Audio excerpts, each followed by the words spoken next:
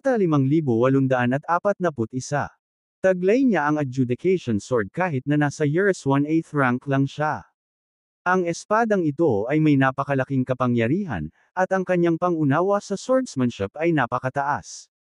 Ang nakakatakot na sword energy ay patuloy na nagbabago, na pinipilit ang Years 1/9 rank powerhouses na patuloy na umatras. Ito ay usapin ng Yoki sect, brat. Gusto mo bang maging kaaway sa sekta? Malamig na sigaw ni Years 1/9 rank na nabubuhay pagkatapos mapilitan na umatras. Ang Yoki sect.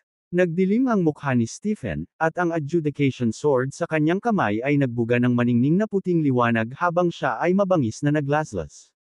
Isang walang kapantay na enerhiya ng sword ang nagkatawang tao at direktang tumama patungo sa maraming buhay na nilalang sa kanyang harapan. Ang isang slash ay may labis na kakilakilabot na kapangyarihan. Dose-dosenang mga tao ang nagsanib puwersa upang maglagay ng isang proteksyon na hadlang ngunit halos hindi ito makalaban. Gayunpaman, lahat sila ay nasugatan at nagsimulang umubo ng dugo. Umalis.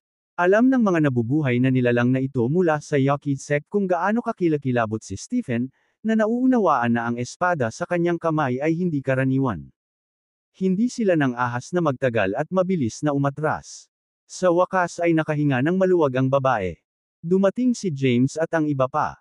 Kumilos si Quattro para tulungan ang babae ngunit pinalayas ito ni Zovian. Hinawakan ni Zovian ang kamay ng babae, may gwapong ngiti sa labi, at nagtanong, "Miss, okay ka lang? Bilisan mo, umalis ka sa lugar na ito." Mukhang nababalisa ang babae habang sinasabi, sila ay mga buhay na nilalang mula sa Yoki sect. Hindi tayo makakatakas kapag dumating na ang mga powerhouse mula sa sekta. Parang ang Yoki sect ay nasa lahat ng dako, reklamo ni Quattro. Uwi na tayo, sabi ni James. Mabilis silang umatras sa isang espiritual na bundok sa isang tiyak na microgenesis world. Maraming tao ang nagkukumpulan doon.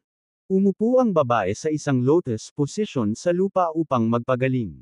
Tumayo siya matapos sugpuin ang mga sugat niya. Sa gilid ay may 3 tao at isang baboy. Ano ba talaga ang Charizard Treasure? Tanong ni Quattro. Anong pangalan mo? Tanong ni Zovian. My name is Thorelino, sabi ng babae. Nagtanong din si James, ano ang Charizard Treasure na binanggit mo kanina? Hindi mo man lang alam ang tungkol sa Charizard Treasure.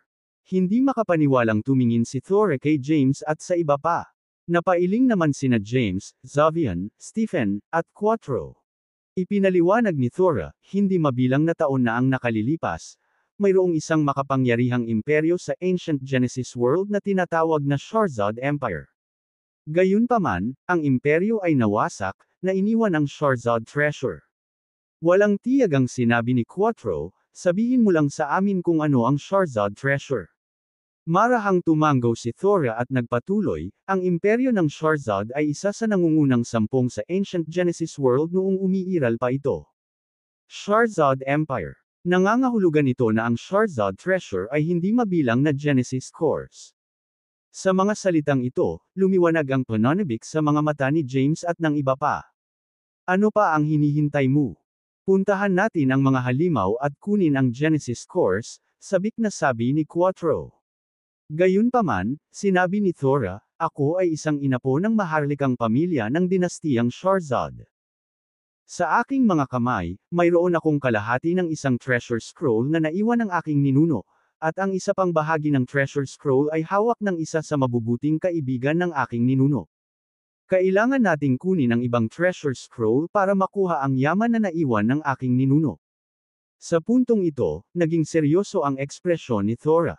Nang makita ito, agad na naunawaan ni James at nagtanong, hindi magiging madali ang pagkuha ng kalahati, di ba? Oo. Mataimtim na tumanggaw si Thora at nagpatuloy, nang nawasak ang dinastiyang Charizard, hindi mabilang na mga powerhouse ang humabol at pumatay sa mabuting kaibigan ng aking ninuno upang makuha ang Charizard Treasure. Gayunpaman, naipasa na niya ang kalahating treasure scroll sa susunod na henerasyon bago siya mamatay.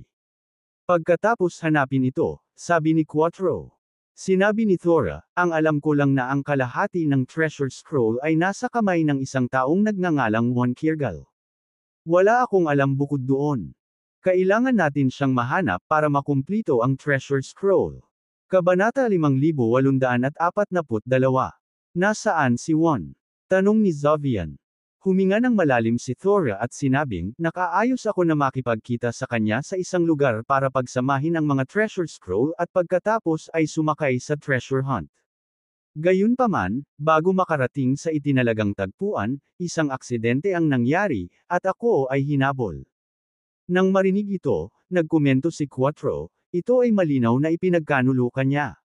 Kung hindi ako nagkakamali, ang kalahati pa ng treasure scroll ay nahulog sa mga kamay ng Yaqui sect. Bahagyang umiling si Thora at sinabing, hindi ko alam.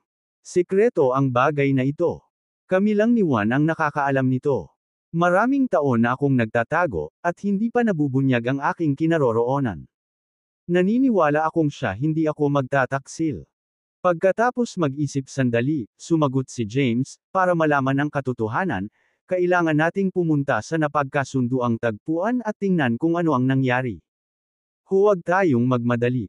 Tumingin si Quattro kay Thora at nagtanong, liwanagin muna natin. Kung mahahanap natin ang kayamanan, magkano ang ibibigay mo sa amin? Ito ay isang mapanganib na negosyo, at masyadong maliit ay hindi sulit. Itinaas ni Stephen ang kanyang hinlalaki dahil napatunayang kapaki-pakinabang ang baboy na ito sa mga mahahalagang sandali. Ayon sa kasunduan kay Juan, nakakuha ako ng 70%, at 30% naman ang nakuha niya pagkatapos mahanap ang treasure. Dahil nailigtas mo ako, handa akong magbigay ng 20% bilang pasasalamat, sabi ni Thora pagkatapos ng ilang pagsasaalang-alang. Hindi nasiyahan si Quattro. Anya, masyadong maliit iyon. Sinusubukan mo bang lokohin kami? Gusto namin kahit 50%. Kunin mo o iwanan mo. Kung hindi, papatayin ka namin at kukunin ang scroll ng kayamanan. Pagkatapos, hahanapin namin si Juan, patayin siya, at itago ang kayamanan para sa ating sarili. Ha! Medyo kumunat ang noo ni Thora. Nanatiling tahimik sina James, Zovian, at Stephen. Maliwanag, sumang-ayon sila sa panukala ni Quattro. Nahulog si Thora sa pagmumuni-muni. Pagkatapos pag-isipan ito, sinabi niya, sige, pumayag ako. Bibigyan kita ng 50%. Mabilis siyang sumang-ayon, na iniwan si Quattro na pansamantalang hindi sigurado kung paano tutugon. Sir, something's fishy here. She agreed too fast. Something must not be right. We should be cautious not to fall into her scheme. Palihim na ipinadala ni Quattro ang kanyang boses kay James. Naintindihan naman ni James. Tumingin siya kay Thora at sinabing, ipakita sa amin ang treasure scroll na mayroon ka. Agad na inilabas ni Thora ang treasure scroll nang walang pag-aalinlangan. Ang treasure scroll ay malaki, na may diameter na 100 metro kapag kumalat sa lupa. Naglalaman ito ng maraming marka ng Genesis time at ilang ruta. Gayunpaman, hindi nila matukoy ang eksaktong lokasyon ng Sharzad treasure mula sa nag-iisang kalahati ng treasure scroll. Kailangan nila ang kalahati ng treasure scroll upang matukoy ang lokasyon nito. Saang lupain ang cultivation ni Juan? Tanong ni Zovian. Naabot na niya ang Years 1 Zalm rank, sagot ni Thora. Sa mga salitang ito, nagpalitan ng tingin si James at ang iba pa. Sige, tutulungan kitang hanapin siya, sabi ni James. Salamat, ipinahayag ni Thora ang kanyang pasasalamat. Sige, let's continue on our journey, casual na sabi ni James. Pagkaraan, umalis sila at muling pumasok sa malawak na kulay abong espasyo. Pagkaraan ng ilang sandali, huminto si Thora at sinabing, hindi ito ang ruta patungo sa tagpuan kasama si Juan. Ngumiti si Zovian at sumagot, huwag kang mag-alala. Maghanap muna tayo ng ilang spatial rift at manghuli ng mga halimaw sa kulay abong espasyong ito. Papatayin natin sila at kunin ang Genesis core. Napag-usapan na nila ito dati. Upang magkaroon ng mataas na kamay sa treasure hunt, kailangan nilang maging malakas. Naabot na ni Juan ang Years 1 Zalm rank. Kung natagpuan nila siya at ang mga bagay ay naging magulo, si James at ang iba pa ay walang magagawa tungkol dito. Kailangan muna nilang isulong si Stephen sa Years 1 Zalm rank para makontrol. Hindi naman nagmamadali si James at ang iba pa. Hindi gaanong nagsalita si Thora bagkus ay sumunod sa kanila. Kabanata 5843. Nag-navigate sila sa kulay-abong espasyo ngunit hindi nakatagpo ng anumang spatial rift sa kabila ng paglalakbay ng mahabang panahon. Damn it! Ang tagal na, at wala pa tayong na-encounter kahit isa. Medyo naiinip na si Quattro. Umupo siya mismo sa kulay-abong espasyo at sinabing, "Sir, hindi ito pinuputol ng paraan ng paghahanap na ito. Kailangan nating mag-isip ng ibang paraan." Sinulyapan siya ni James at sumagot, "May solusyon ka ba?" Lumibot ang mga mata ni Quattro sa paligid, at sinabi niya, "Let's go for a raid." Isang raid. Sabay na napatingin sina James at Zovian kay Quattro. Nagpatuloy si Quattro, "Target natin ang Yaqui sect. Ito ay isang super orthodox ng ancient Genesis world. Dapat ay mayroon silang mga base at tindahan sa iba pang Genesis worlds. Magpaplano tayo ng raid, kunin ang kailangan natin, at makatakas. Hindi na kailangang panatilihin bulag na naghahanap sa kulay-abong espasyo, tama ba?" Anong biro? Agad na sinabi ni Thora, "Alam mo ba kung gaano katakot ang Yaqui sect? Sa 3,000 Great Genesis Worlds at hindi mabilang na Micro Genesis Worlds, walang nang-ahas na kumilos laban sa kanila. May mga powerhouse na namumuno kahit sa mga base ng Micro Genesis Worlds." Sumagot si Quattro, "Kailangan natin ng diskarte. Hindi ba natin maakit ang mga powerhouse ng Yaqui sect at pagkatapos ay gumawa ng hakbang?" Naintriga si Zovian. Tumingin siya kay James at nagtanong, "Wanna give it a try?" Stephen chimed in, "It's worth a try." Tumingin si James sa kanila at sinabing, "Dahil gusto mong subukan, pagkatapos ay bigyan ito ng isang shot." Magaling. Agad namang sumeryoso si Quattro. Hindi nakaimik si Thora. Ang mga taong ito ay masyadong mapangahas, nang ahas na pukawin ng Yaqui sect at kahit na isinasaalang-alang ang pagnanakaw sa kanila. Ang Yaqui sect ay kabilang sa nangungunang 10 puwersa sa Ancient Genesis world. Iniiwasan sila ng mga ordinaryong nilalang, ngunit ang mga individual na ito ay direktang nagbabalak laban sa kanila. Nagkaisa silang sumang-ayon. Nang maglaon, humingi sila kay Thora ng mapa ng 3,000 Great Genesis Worlds at hindi mabilang na Micro Genesis Worlds. Pagkatapos, nagtipon sila sa paligid ng mapa. Sinabi ni Quattro, "Kung ginagawa natin ito, gawin natin ang lahat. Gawin natin itong isang hindi malilimutang karanasan." Itinuro niya ang isang Great Genesis World sa mapa at sinabing, "Ang Celestial Genesis World na ito ay nireranggo sa top 10 sa 3,000 Great Genesis Worlds. Ang Yaqui sect ay dapat mayroong maraming kayamanan sa kanilang tindahan dito. Hindi pwede." Agad na tinanggihan ni Thora, "Sa Celestial Genesis World, mayroong kahit isang Years-1 Zalem Ranks 9th Tribulation Powerhouse na nagbabantay sa base ng Yaqui sect. Sa iyong lakas, ang pagtatangkang magnakaw doon ay parang naghahanap ng kamatayan. Ang isang Years-1 Zalem Ranks 9th Tribulation Living Being ay maaaring pumatay sa iyo ng hindi mabilang na beses sa isang galaw.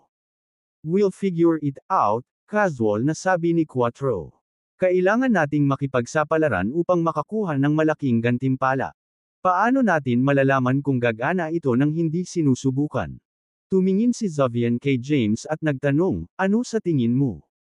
Pagkatapos ng ilang pag-iisip, sumagot si James, "I-scout muna natin ang Celestial Genesis World. Gagawa tayo ng hakbang kung may tiwala tayo.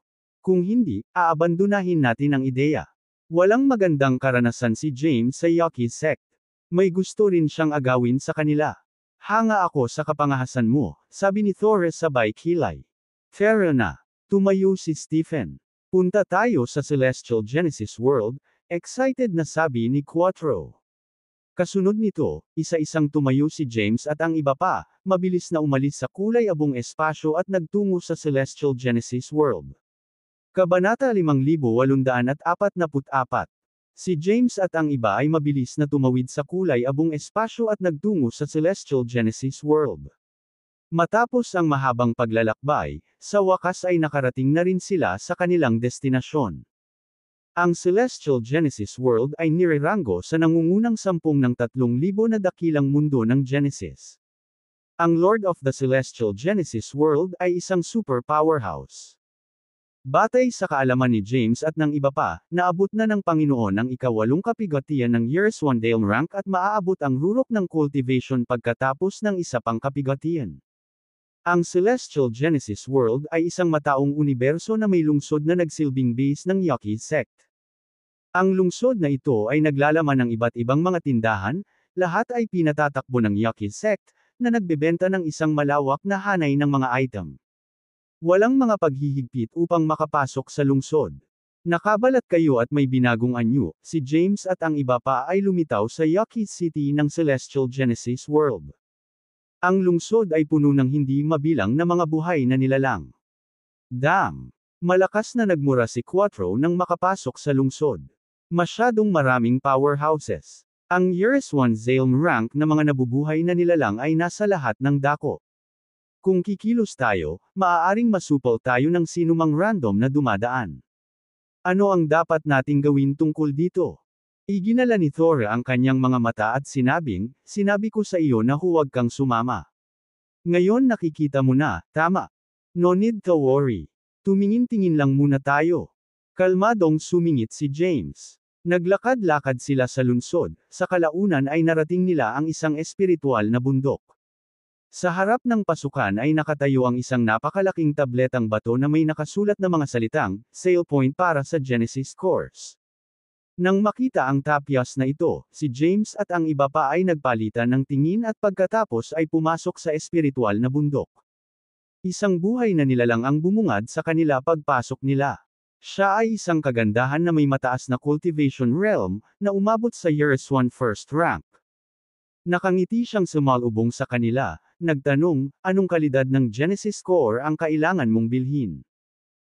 Sa espiritual na bundok na ito, mayroon tayong iba't ibang grado ng mga core, mula sa unang baitang Years 1 rank hanggang sa ika-9 na baitang Years 1 Zalem rank. Kung gusto mo ng Genesis core ng Years 1 Zalem rank grade, kailangan mong pumunta sa Ancient Genesis World. May tiyag ang paliwanag ng kagandahan. "Nagbabrowse lang kami," sagot ni James. Pinangunahan ng kagandahan, gumala sila sa espiritual na bundok. Maraming mga gwardya, lahat ay kakilakilabot at hindi bababa sa Years 1 9th rank, ang naruroon. Maraming mga tindahan sa espiritual na bundok ang nag-aalok ng Genesis course ng iba't ibang katangian. Umalis na si James at ang iba pa pagkatapos ng casual na pag-browse sa mga tindahan. Isang tiyak na espiritual na bundok sa Celestial Genesis World ang naging pansamantalang tirahan nila.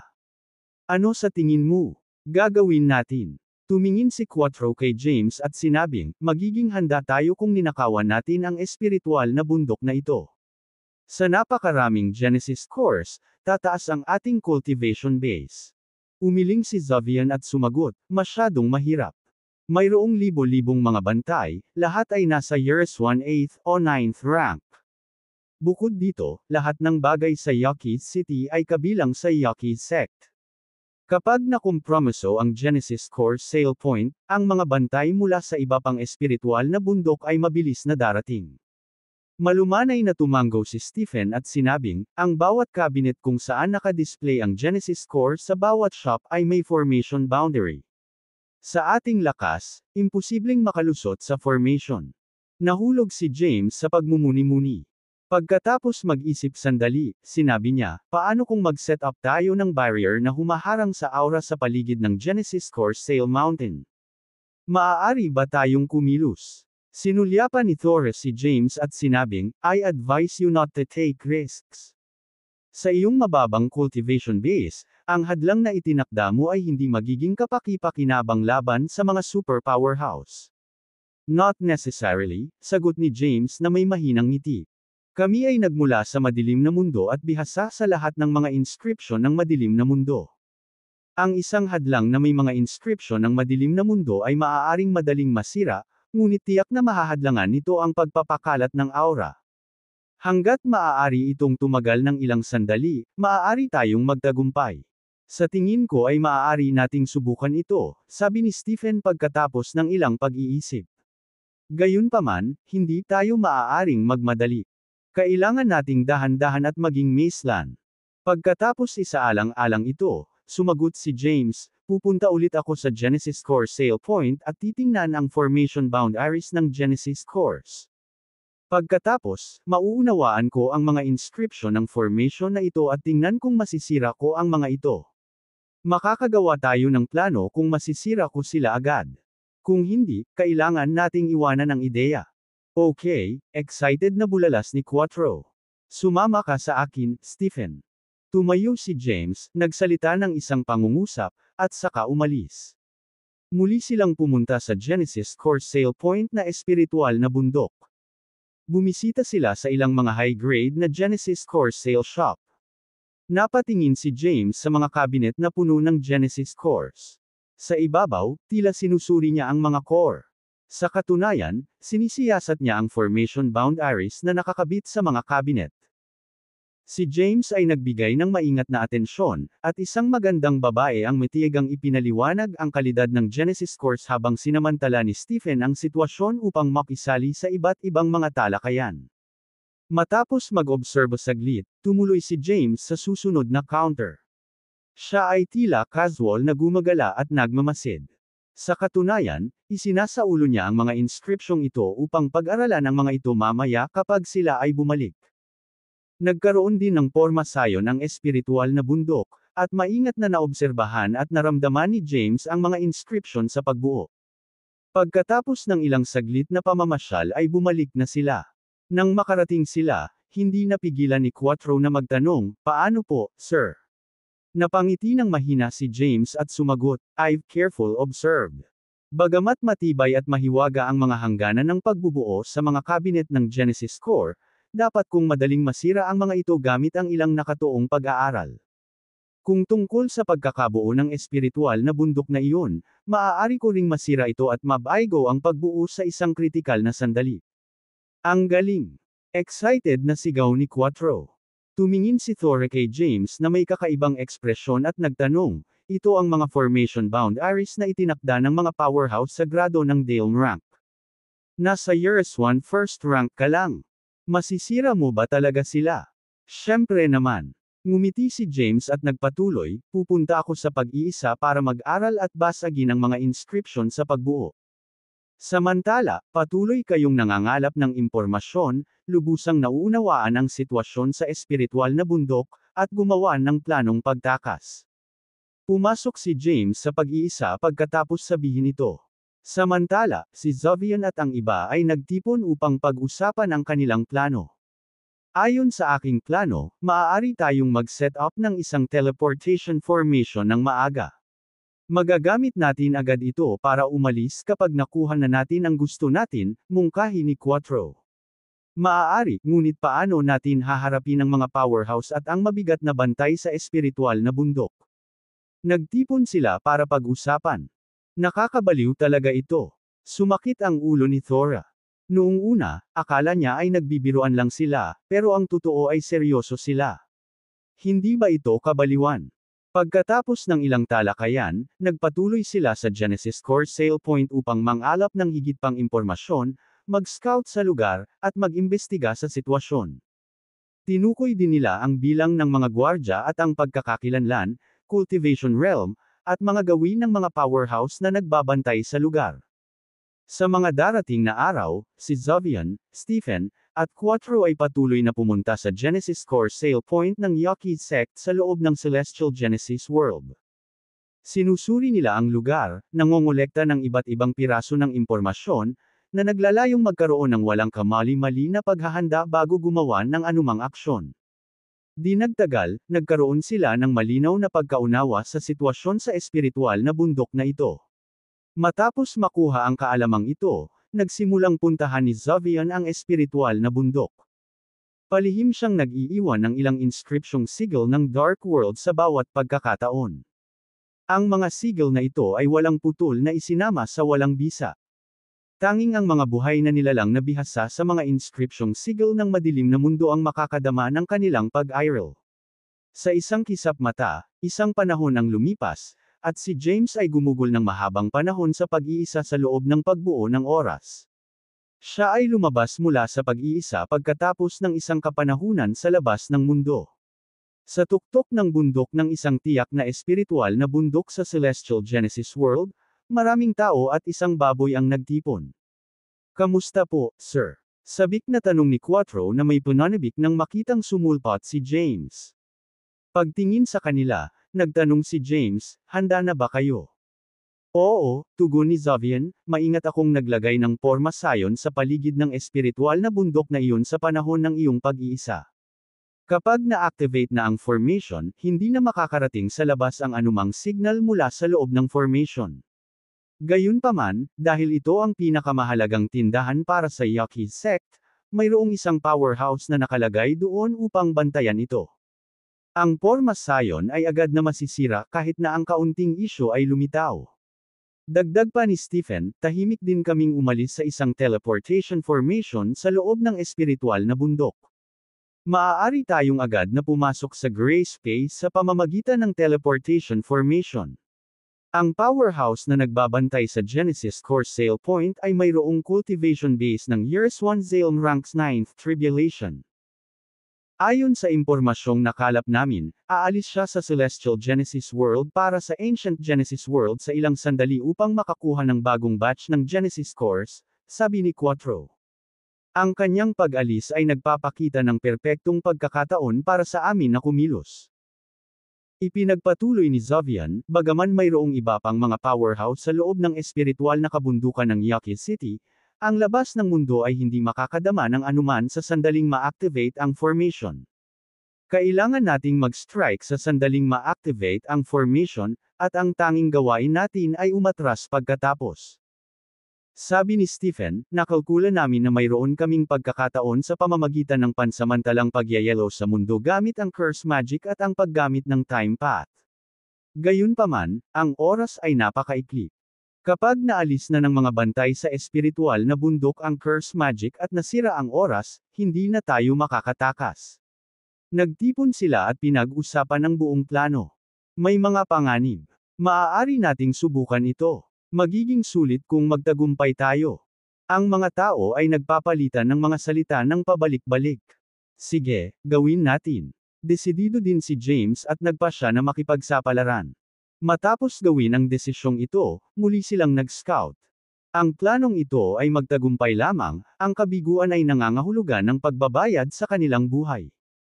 Gayunpaman, ang tagumpay ay maaaring magligtas sa kanila mula sa mahirap na mga taon ng paglilinang at ang mahabang proseso ng paghahanap ng mga halimaw sa spatial rift. Sa wakas ay dumating din ang pagkakataon matapos maghintay ng ilang oras. Umalis ang powerhouse na nagbabantay sa espiritual na bundok at pumunta sa Ancient Genesis World. Dumating ang araw para sa inventory check ng Genesis Core Sale Spiritual Mountain. Sa proseso, ang bundok ay sarado sa mga tagalabas. Hindi nagtagal, oras na para sa pagsusuri ng inventaryo. Sa loob ng espiritual na bundok, sina James, Xavian, at Stephen ay casual na naglalakad habang palihim na nakikipag-usap. Kung mapupunta ang lahat ayon sa plano, sisimulan ng mga gwardya na paalisan ang mga bisita mula sa espiritual na bundok sa loob ng halos isang oras. We'll go last. And we'll make our move when they clear everyone out, tahimik na hatid ni James, na nagbibigay ng mga tagubilin. Xavian, ikaw ang bahala sa pag-activate ng formation na nakatago sa paligid ng espiritual na bundok na ito. Stephen, ikaw na ang bahala sa teleportation formation. Ako na ang bahala sa pag-agaw ng mga paninda. Inorganisa ni James ang operasyon, kahit na matagal na nilang pinaghandaan at pamilyar sa proseso ng luteng.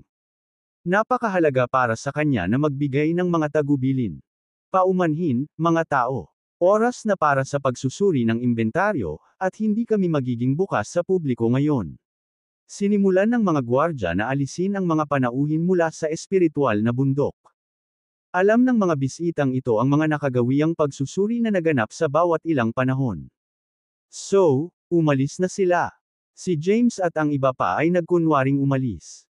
Mabagal at maluwag silang kumilos patungo sa exit hanggang sa makaalis na ang lahat ng mga bisita.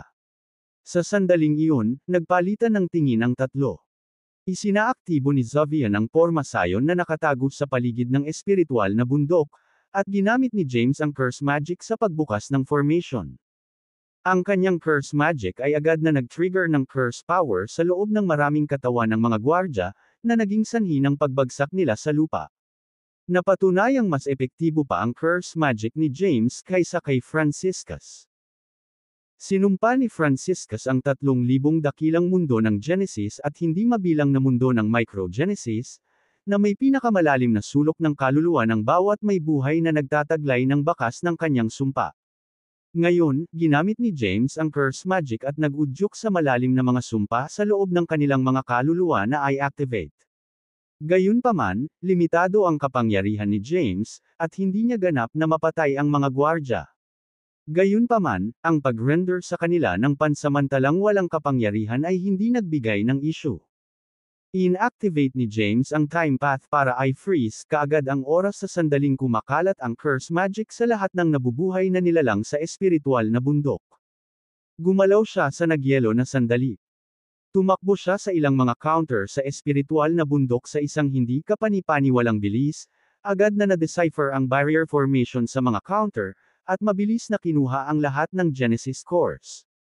Sa isang iglap, ninakawan niya ang bawat Genesis core mula sa mga counter. Boom! Sa sandaling iyon, nasira ang Pormasion, at nawala ang pagpigil sa oras. Agad na pinigilan ng mga gwardya ang curse magic na pumuputok sa loob nila. How dare you? Isang nakakatakot na boses ang umalangaw-ngaw. Isang teleportation formation ang bumungad sa harap ni James nang maabot ang boses. Pumasok siya sa formation ng walang pag-aalinlangan, kasunod sina Xavier at Stephen ng sabay. Muli, sila ay nasa malawak na kulay abong espasyo. Bagamat sila ay umalis, isang mabigat na presyon ang nagmula sa teleportation formation. Bilisan mo, umatras. Udyok ni James. Sa lakas ng Yucky City, malapit na silang makahabol. Maghiwalay na tayo at tumakas. Mag-regroup tayo kapag ligtas na. Iniwan ang mga salitang ito, mabilis na umatras si James. Ginamit niya ang Blithe Omniscience upang makatakas sa loob ng kulay abong espasyo. Sina Quattro at Thora ay nakatayo sa tuktok ng espiritual na bundok sa isang tiyak na lokasyon sa labas ng Yucky City. Naramdaman nila ang isang mabigat na pagbabago-bago ng aura na nagmumula sa loob ng lungsod. Nagtagumpay ba sila? Bakas sa mukha ni Thora ang pagtataka. Ito. Talagang nagtagumpay sila.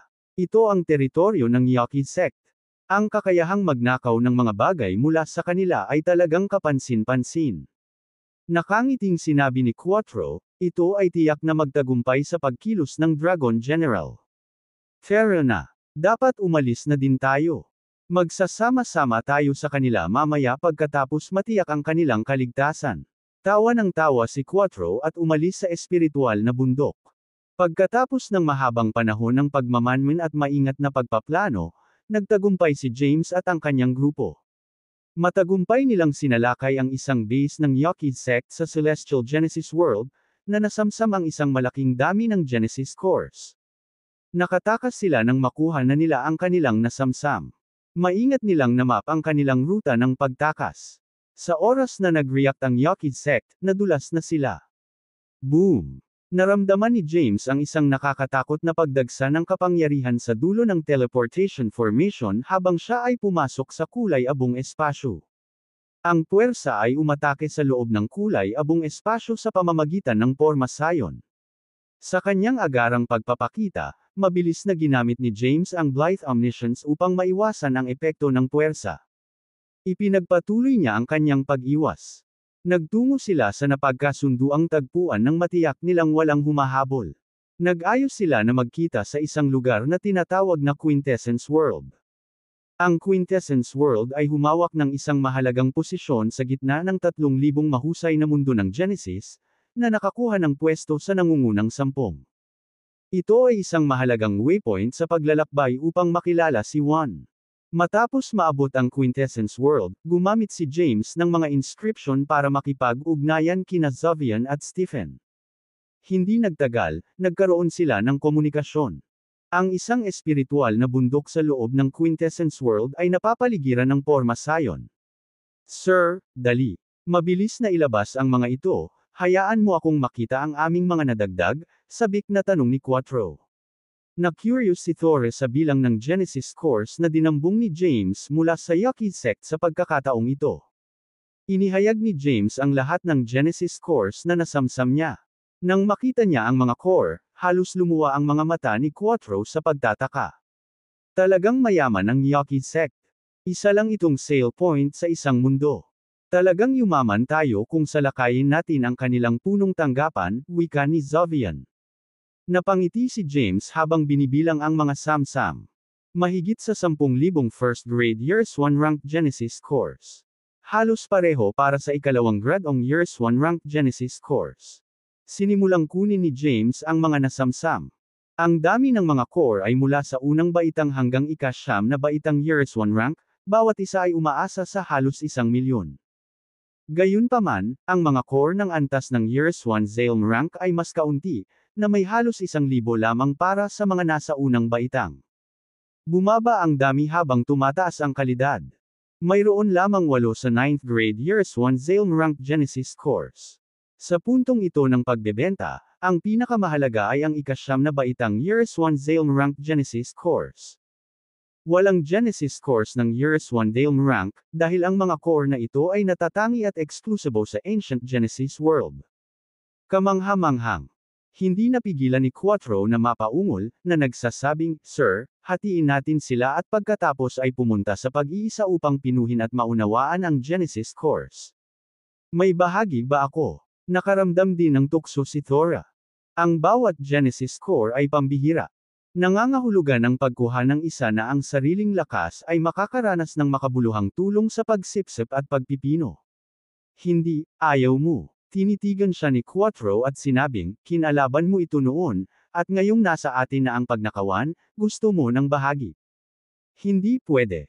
Hinati ni James ang mga samsam sa ilang bahagi, kung saan si Stephen ang nakatanggap ng pinakamaraming.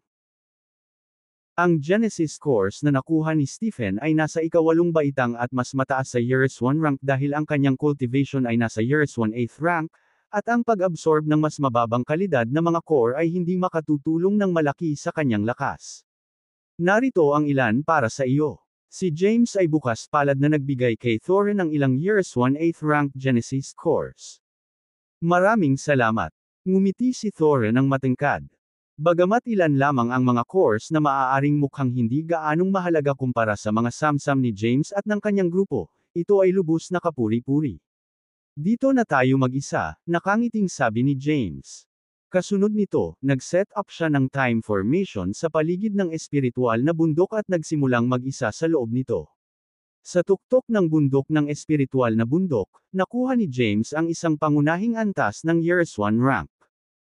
Habang nakatingin siya sa kumikinang na ginintoang core, itinuon niya ang kanyang mga iniisip, at isang malakas na puwersa ang bumalot sa core, na nagpasimula ng pagsipsip ng enerhiya nito. Isang makapangyarihang Genesis power ang lumitaw mula sa gintong Genesis core na ito. Tumagos ito sa buong katawan ni James sa pamamagitan ng kanyang mga pores at nag-transform sa purest energy matapos itong pinuhin. Unti-unting lumakas ang lakas ni James. Ang isang unang gradong years 1 rank core ay hindi sapat para makalusot si James. Matapos masipsip ang unang core, ipinagpatuloy niya ang pagsipsip ng pangalawa.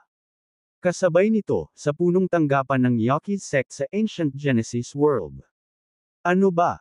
Galit na umungal ang isang nasa katanghaliang gulang na lalaki na nakasuot ng gintong robe na nakaupo sa pangunahing bulwagan. "Sino ang nang-ahas na pukawin ang aking Yuki sect pagkatapos ng lahat ng mga taon na ito? Napakahusay ng kapangahasang ito. Kung sino man ito, anuman ang puwersa nito, mag-declare kaagad ng digmaan kapag natukoy na."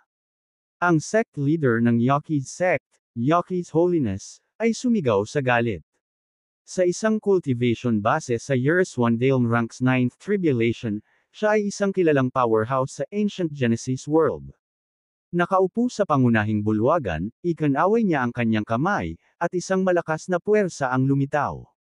Ang mga kaganapan sa Celestial Genesis world ay lumitaw. Sa sobrang galit, lumuwa siya ng isang subo ng dugo nang maramdaman niya na ang pagnanakaw sa Genesis core sa lugar ng pagbebenta ay isinaayos ng mga buhay na nilalang na may cultivation base na hindi man lang umabot sa years 1 Zalm rank. Nakakahiya talaga. Dalawang buhay na nilalanglang sa Years 1 first rank at isa sa Years 1 8th rank ang naka-raid sa Genesis Core sale point. Hinawakan ng Yakis Holiness ang kanyang dibdib at humagulgol. Maraming mga powerhouse ang nagtipon sa pangunahing bulwagan, at wala sa kanila ang nang-ahas na magsalita. Ang taong ito ay maaaring mag-trigger ng mga sumpa at agad na gawing walang kapangyarihan ang maraming gwardya. Siya siguro yung taong nakakuha ng mana ni Franciscus, yung hinahabol namin kanina, si James Caden at yung grupo niya. Malamig na nagsalita ang Yakis Holiness, ipakalat ang salita. Manghuli kay James Caden at sa kanyang grupo. Ang sino mang magbigay ng mga pahiwatig ay mabibigyan ng gantimpala ng Yakis sect. Sige. Sa pangunahing bulwagan, maraming powerhouse ang nagsalita ng sabay-sabay. Mabilis na kumalat ang balita tungkol kay James at sa kanilang pagsalakay sa Genesis Core sale point ng Yakis sect. Sa isang tiyak na orthodox sa Genesis world. Ano? Bulalas ni Warren nang marinig ito mula sa isang alagad. Ni-raid ni James at ng kanyang grupo ang Genesis Core sale point ng Yakis sect sa Celestial Genesis world. Oo, ang sagot ng alagad. Laganap na ngayon. Ang Yakis sect ay naglabas ng kill order para tugisin sila sa buong mundo.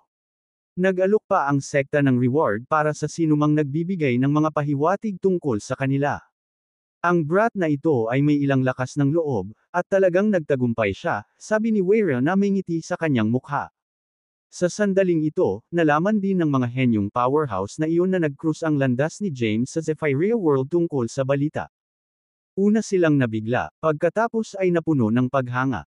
Mapangahas na pukawin ang atensyon ng Yakis sect, ang taong ito ay kamangha-mangha. Nasa Years 1 first rank lang siya, pero ni-raid niya ang Genesis Core sale point ng Yakis sect. Makapangyarihan yan. Malakas ba siya, o mahina lang ang Yakis sect?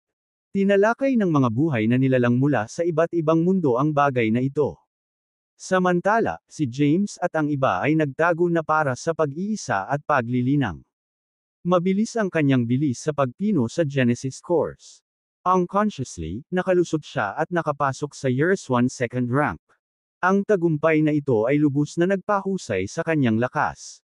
Sa paglakas ng kanyang lakas, pinakawalan ni James ang martial path, sumulong sa Marcy Ice combat form, na ginawang mas mabigat ang kanyang kapangyarihan. Nakapasok si James sa Years 1 second rank. Sa pag-abot sa kaharian na ito, pansamantala siyang huminto at hindi nagmadaling sumipsip ng higit pang Genesis Cores. Ito ay dahil ang kanyang pisikal na katawan ay hindi sumailalim sa isang pambihirang tagumpay kahit na ang kanyang kaharian ay umunlad.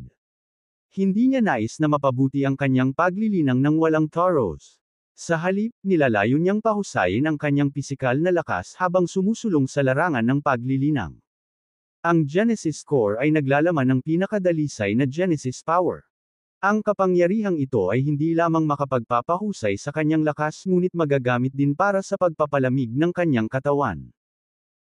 Nagpatuloy si James sa pamamagitan ng pagkuha ng isang first grade na Years 1 rank Genesis Core, hinihigop ang kapangyarihan nito, at ini-channel ito sa bawat bahagi ng kanyang katawan para sa pisikal na refinement.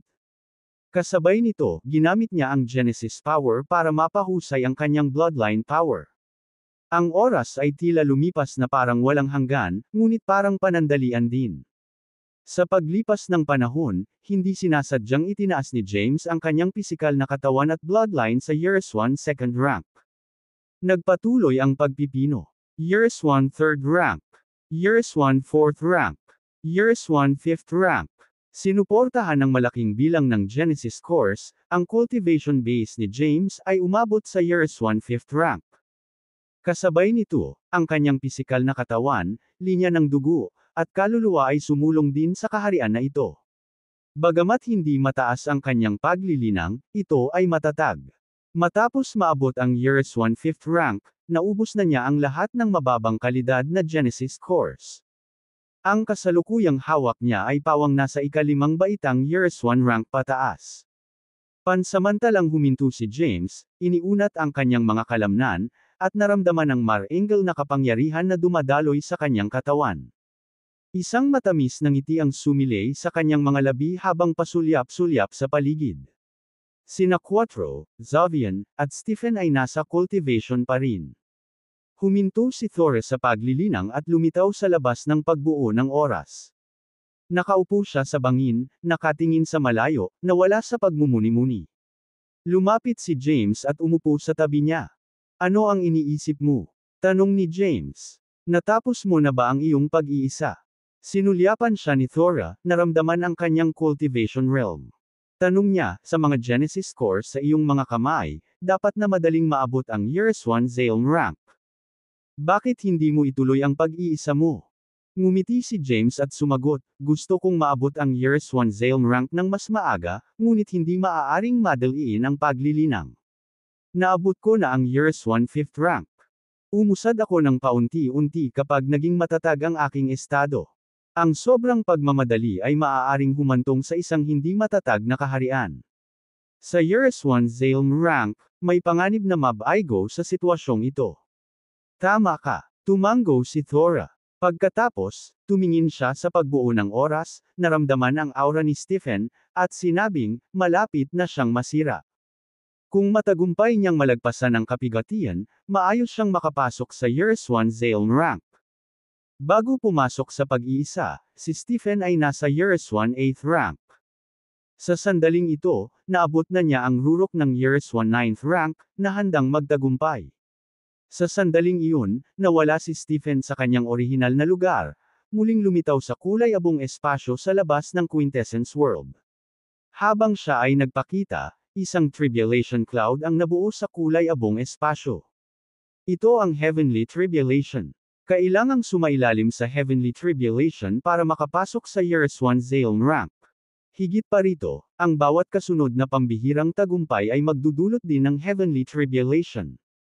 Ang kapigatian ay kakilakilabot at mahirap lagpasan. Nakita rin ni James si Esteban na nakaharap sa kapigatian. Whoosh! Isang kulog ang bumagsak.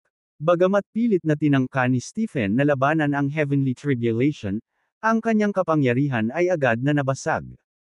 Mabilis niyang na-activate ang kanyang protective energy, ngunit kahit na ganoon, ang kanyang katawan ay puno ng mga pinsala ng damapo sa kanya ang Heavenly Tribulation. Phew! Pagkatapos niyang pagmasdan ng eksenang ito, huminga ng malalim si James at sinabing, nakakatakot talaga. Iniisip ko kung kaya niya itong tiisin. Sinabi ni Thora, kailangan niyang harapin ang Heavenly Tribulation sa kanyang sarili. Walang makakatulong sa kanya dito. Nagtamo ng maraming sugat si Stephen. Mabilis niyang ginawa ang mga primitive na inscription ng human race. Ang mga inscripsyong iyon ay damaloy mula sa kanyang palad at nabuo ang isang patong sa kanyang balat. Samantala, ang mga kidlat na likha ng Heavenly Tribulation ay patuloy na tumama kay Stephen. Mayroong ilang beses na tila si Stephen ay malapit ng mapuksa. Nag-aalala si James habang pinapanood ang lahat ng ito sa gilid. Unti-unti, parami ng parami ang mga kidlat na bumagsak mula sa langit. Sa ilang mga punto, ang mga kidlat ay nagpaulan kay Stephen nang walang tigil. Ang mga sugat sa katawan ni Stephen ay paulit-ulit na gumaling at muling nabuksan sa proseso. Sa wakas, nakaligtas si Stephen sa Heavenly Tribulation. Gayunpaman, siya ay nasa isang duguan at gusot na kalagayan. Napakalalim ng mga sugat sa kanyang katawan na nakikita pa ng iba ang bahagi ng kanyang mga buto. Ang mga kidlat ay nag-iwan din ng mga marka sa kanyang nakalantad na mga buto. Pagkatapos ng Heavenly Tribulation, bumalik si Stephen sa Time Formation para gamutin ang kanyang mga sugat. Nang gumaling na ang kanyang mga sugat, lumabas si Stephen sa porma sayon na may malaking ngisi sa kanyang mukha. Natutuwa akong natutunan ko ang maraming iba't ibang kasanayan sa pagpirma. Kung hindi, malamang na hindi ako makakalusot sa Heavenly Tribulation ng Years 1 rank. Bahagyang tumanggo si James. Sa halip na pagbutihin ang iyong ranggo ng paglilinang, dapat mong sikaping pahusayin ang lakas at katatagan ng iyong katawan ngayon. Ma'am, tumanggo si Stephen. Magpapatuloy ako sa aking pagsasanay, kung gayon. Bumalik siya sa Time Formation. Pagkatapos, sinimula ni Stephen ang pagsipsip ng Genesis course upang mapahusay ang kanyang pisikal na kondisyon, kaluluwa, at kapangyarihan sa linya ng dugo. Kasabay nito, sina Xavier at Quattro ay nagsasagawa pa rin ng kanilang closed-door meditations. Ang masaganang halaga ng Genesis course na taglay nila ay nakatulong sa kanila na mag-level up ng mas mabilis. Lumipat sila mula sa Years 1 first rank hanggang sa Years 1 ninth rank sa medyo stable na bilis. Nang papasok na sila sa Years 1 Zalm rank, pareho silang nakatagpo ng Heavenly Tribulation. Ang kanilang mga sitwasyon ay katulad ng kay Stephen. Muntik nang mapatay sina Zovian at Quattro sa kani-kanilang Heavenly Tribulations. Dahil sa karanasan, napagtanto nila ang tindi ng Heavenly Tribulations sa Years 1 rank. 1/3. Dahil dito, mabilis nilang napagpasyahan na tumuon sa pagsasanay sa kanilang mga katawan sa halip na palakasin ang kanilang ranggo sa paglilinang. Si James at ang iba pa ay nanatili sa espiritual na bundok na iyon ng mahabang panahon. Isang entrepok ang lumipas sa labas ng mundo habang ang isang mas mahabang panahon ay lumipas sa loob ng pagbuo ng oras. Matapos maabot ang Years 1 5th rank, nagpahinga si James at bumisita sa ilang lugar sa Quintessence Genesis World. Bumalik siya sa bundok ilang panahon mamaya at nagpatuloy sa pagsasanay. Hindi nagtagal, umabant si James sa Years 1 9th rank. Ang kanyang katawan, kaluluwa, at bloodline na kapangyarihan ay pinahusay din sa parehong antas ng kanyang cultivation rank. Sina Zovian, Quattro, at Stephen ay lahat ay nakamit ang Years 1 Zalm rank. Sinanay din nila ang kanilang mga katawan upang maabot ang mga antas ng Years 1 9th rank. Tama na. Naiinip na si Thor matapos maghintay sa isang entrepok. Sabi niya, magkita tayo kay Juan at hanapin ang Charizard Treasure. Inalis ni James ang pagbuo ng oras, at ang iba ay tinapos ang kanilang pagmumuni-muni. Haha! Tawa ng tawa si Quattro. Kung hindi natin ninakawan ang Yoki sect, aabutin na sana tayo ng walang hanggan para maabot ang Years 1 Zalm rank. Si Quattro ay nakaramdam ng tiwala sa kanyang kapangyarihan. Maaari niyang isipin ang kanyang sarili na ginagawa ang anumang gusto niya, kahit saan siya pumunta sa 3,000 Great Genesis Worlds. Tumingin siya kay Thora. Mas mahalaga ba ang Charizard Treasure kaysa sa paghakot natin mula sa Yoki sect? Kung hindi, hindi ako pupunta. Iniisip kong magplano ng panibagong heist. Mas gusto ni Quattro ang paraan na ito. Mabilis siyang makakakuha ng maraming materyales para sa pagtatanim sa pamamagitan ng pagnanakaw sa iba. Bukod dito, madali na nilang gawin iyon ngayon dahil lahat sila ay umunlad sa mga tuntunin ng kanilang mga kapangyarihan at ranggo ng paglilinang. Sinulyapan siya ni Thor ng patagilid. Paano mo maiisip na ikumpara ang Genesis course na nakuha natin mula sa isa sa mga distribution point ng Yoki sect sa Charizard Treasure? Nanlaki ang mga mata ni Quattro sa tuwa. So, sinasabi mo na ang Charizard Treasure ay may mas mahahalagang bagay kaysa sa nakita natin sa Yoki sect? Siyempre naman. Tumango si Thora. Sige. Sasama din ako. Napangiti si Quattro mula tenga hanggang tenga. Suhestyon ni James, medyo handa na kami. Tara na. Di nagtagal, umalis sila sa Quintessence Genesis World at tumungo sa lugar na pinagtagpuan na pinili ni Thora at Juan. Ang lugar ay matatagpuan sa isang micro-Genesis World na natagpuan hindi masyadong malayo. Matapos maglakbay sa kulay-abong espasyo ng ilang oras, dumating ang grupo ni James sa micro-Genesis World. Lahat sila ay nagsuot ng disguise. Kahit si Quattro ay wala na sa kanyang anyo ng baboy. Sa halip, ipinalagay niya ang hitsura ng isang gwapong lalaki. Thora, saan ang lugar? Magarbong naglakad si Quattro sa pinakaharap ng grupo nila. Tila ang mga sumusunod sa likod ni Quattro ay kanyang mga katulong. Sagot ni Thora, napagkasunduan naming magkita sa micro-Genesis World na ito. Kokantaken ko siya ngayon. Sinubukan ni Thora na maabot si Juan sa pamamagitan ng paggamit ng isang inscription. Ilang sandali pa ay nakatanggap siya ng reply mula sa kanya. Naghihintay siya sa isa sa mga planeta dito. Pumunta tayo doon ngayon din, sabi ni Thora. Pagkatapos nito, sinunod ni Thora ang utos ni Juan at inakay ang iba sa tinukoy na lokasyon. Nang maglaon, nakarating sila sa labas ng isang espiritual na bundok na pinuprotektahan ng isang pormasayon. Ito na. Itinuro ni Thora ang bundok. Si Juan ay nanatili sa bundok na ito sa lahat ng oras habang naghihintay sa akin. Nang malapit na siyang maglakad patungo sa formation, may nabuong butas sa ibabaw ng barrier ng formation. Isang binata at mukhang pinong lalaki na nakasuot ng puting robo ang lumabas sa formation. Napangiti siya nang makita si Thora. Sa wakas nandito ka na, Thora. Pagkatapos, tumaas ang isang kilay ng lalaki habang nakatingin kay James at sa iba pa. Ang mga taong ito. Ipinaliwanag ni Thora, hindi ako sigurado kung bakit pero sinubukan akong patayin ng mga miyembro ng Yoki sect. Sa kabutihang palad, iniligtas ako ng mga lalaking ito mula sa mga taong iyon. Kaya, nangako akong ibahagi sa kanila ang Charizard Treasure. Sinulyapan lang ni Juan ang grupo ni James. Pagkatapos, sinabi niya, dapat kang pumasok muna. Ang grupo nila ay sumunod kay Juan sa Porma Sayon at nagtungo sa espiritual na bundok. Bumulong si Quattro kay James, Dragon General, I find that man, Juan, quite suspicious. Baka balak niyang nakawin ang mapa ni Thora. Kinatok ni Zavian si Quattro sa ulo. Sa tingin mo ba, pareho ang iniisip ng lahat gaya ng iniisip mo? Enough with the chatters, sabi ni Stephen. Ilang sandali pa, nakarating na sila sa loob ng isang manor na itinayo sa bundok. Sabik na nagsimula si Juan, Thora, bilasan mo at ipakita mo sa akin ang mapa na mayroon ka. Pagsamahin natin ang ating mga mapa at tingnan ang lokasyon ng Charizard Treasure. Bakit ka ba nagmamadali?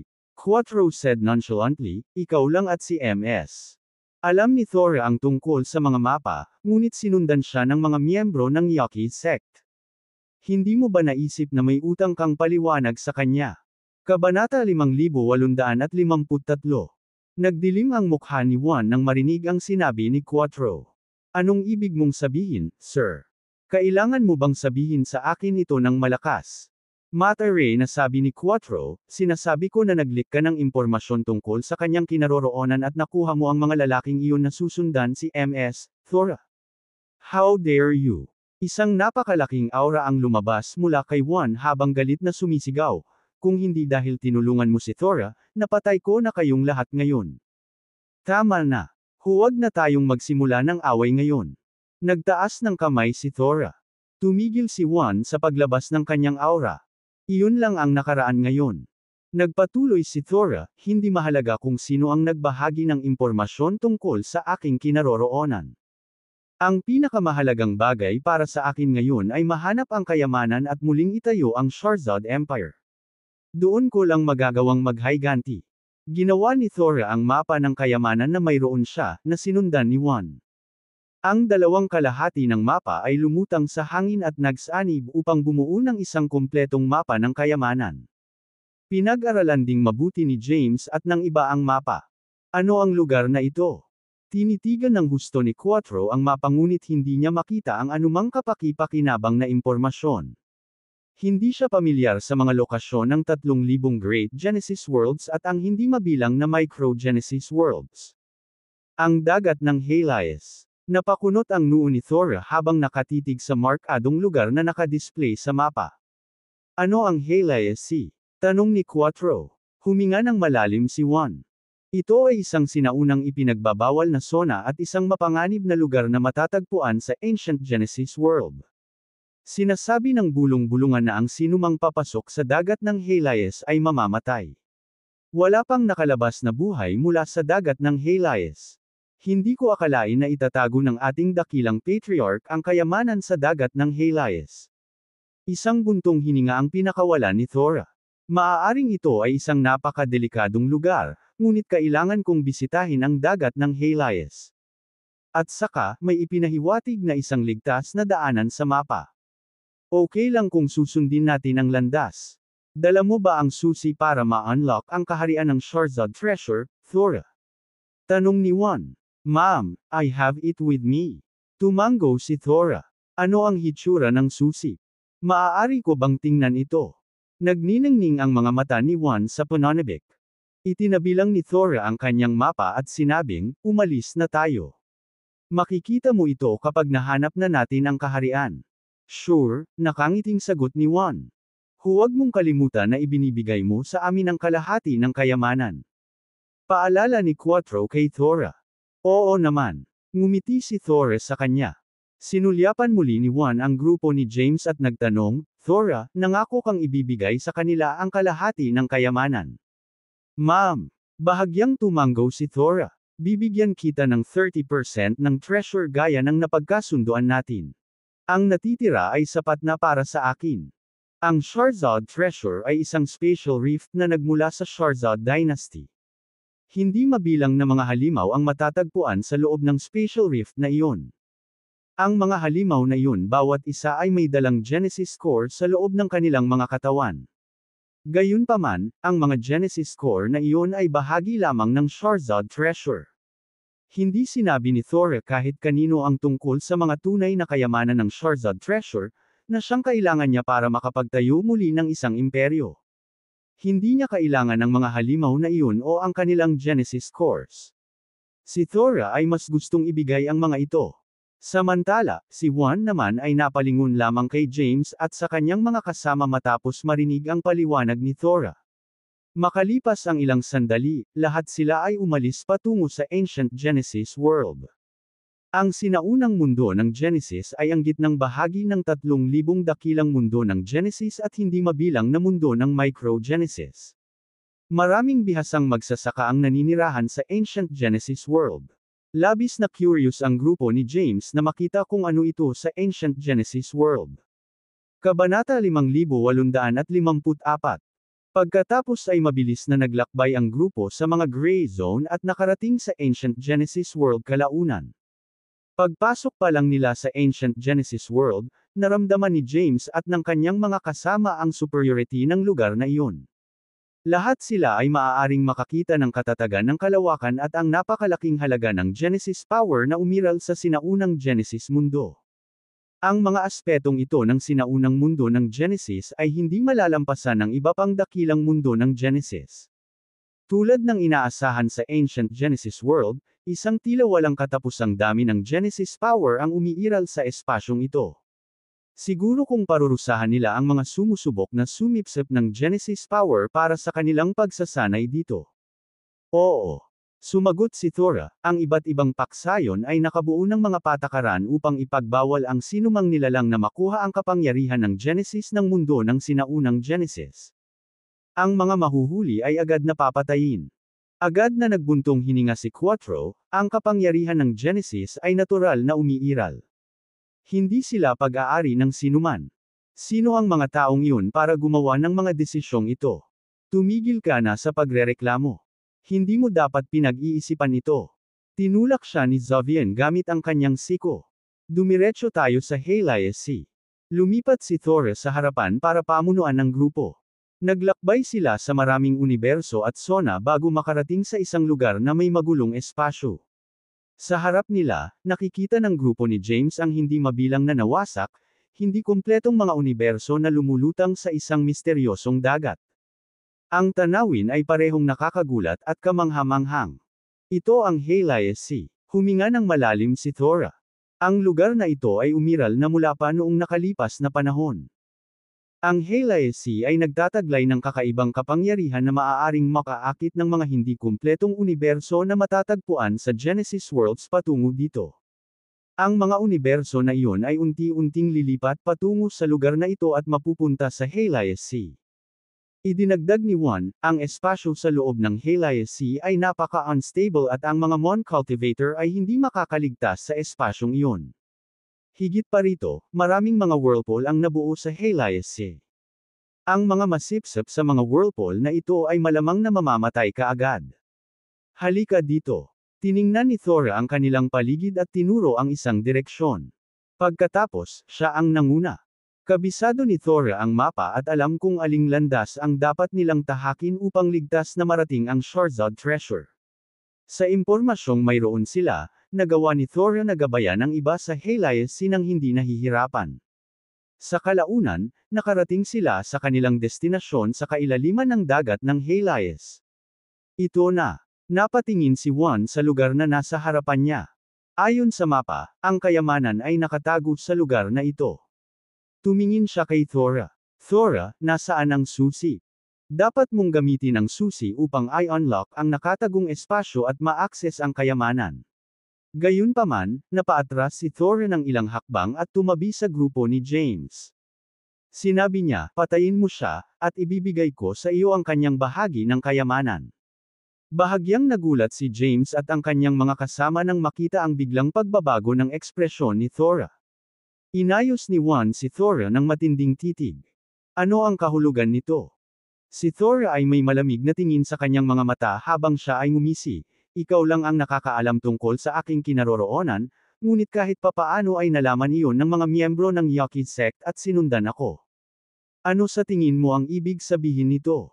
Pinaghihinalaan mo ba ako? Isang malalim na pagkunot ng noo ang naglapat ng mga kilay ni Juan.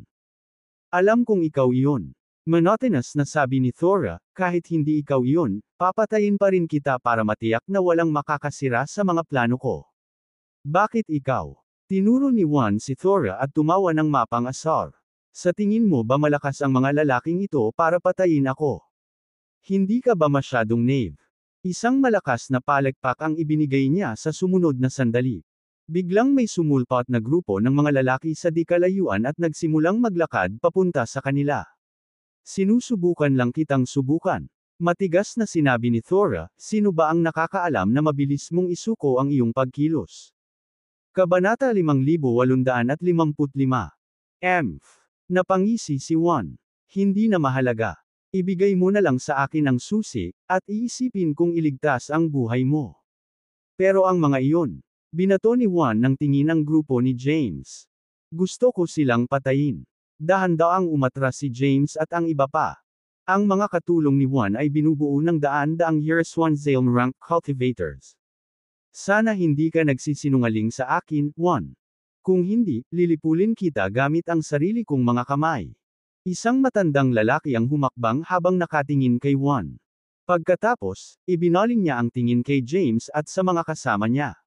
Mahina niyang sinabi, ako na ang bahala sa mga lalaking ito. Mag-ingat.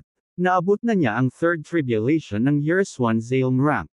Bahagyang kumunat ang noo ni Zovian. Ginawa ni Quattro ang kanyang mga sandata at naghanda upang salakayin ang matandang magsasaka. Umalis ka. Ako na ang bahala sa kanya. Tawag ni James sa kanya. Tanong ni Quattro, sigurado ka ba, General ng Dragon? Naabot mo lang ang Years 1 9th rank, ngunit ang matandang iyon ay ang 3rd Tribulation Cultivator ng Years 1 Zalem rank. Kayo na bahala sa iba. Ipaglalaban ko siya. Medyo excited si James. Matapos maabot ang Years 1 9th rank, hindi pa nakakasali si James sa anumang aktwal na laban. Gusto niyang tingnan kung gaano siya nag-improve sa mga tuntunin ng kanyang kapangyarihan. Sa kabilang banda, mabilis na lumayo si Thora sa mga tauhan ni Juan. Sumigaw siya kay James at sa iba pa, maaari kayong magkaroon ng bahagi ni Juan kung matutulungan ninyo akong tanggalin sila. Naabot lang ni Thora ang peak ng Years 1 8th rank. Wala siyang pagkakataon laban sa mga Years 1 Zalem rank cultivator na iyon. Samantala, sina Stephen at Zovian ay gumawa ng kanilang mga sandata. Isang napakalaking aura ang lumabas mula sa dalawang lalaki. Tinitigan ni James ang matandang lalaki, na siyang pinakamalakas sa grupo. Ako ang kalaban mo. Nag-teleport si James at muling nagpakita sa harap ng matandang lalaki sa isang iglap. Magwala. Ang matandang magsasaka ay nagbigay ng mahinang kaway ng kanyang kamay. Isang malakas na sabog ng enerhiya ang nabuo at itinuro kay James. Naikuyom ni James ang kanyang mga kamao at pinag-cross ang kanyang mga braso sa harap ng kanyang dibdib. Inihanda niya ang sarili upang tanggapin ang pag-atake ng matandang magsasaka. Napaatras si James ng malakas na pagsabog, ngunit sa kabutihang palad, hindi siya nagtamo ng anumang pinsala. Sa sandaling iyon, na-activate niya ang kapangyarihan ng martial path at pinakawala ng ikatlong anyo ng Marcy Ice combat form. Lalong lumaki ang aura ni James. Ang kanyang buhok ay naging kulay abo.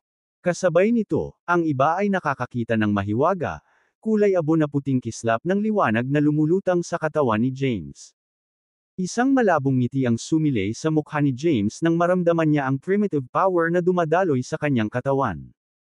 Ang katawan, kaluluwa, bloodline power, at cultivation rank ni James ay lahat ay nakasynchronize sa Years 1 9th rank. Higit pa riyan, mas pinalakas ng Marcy Ice combat form ang kanyang kapangyarihan. Ano?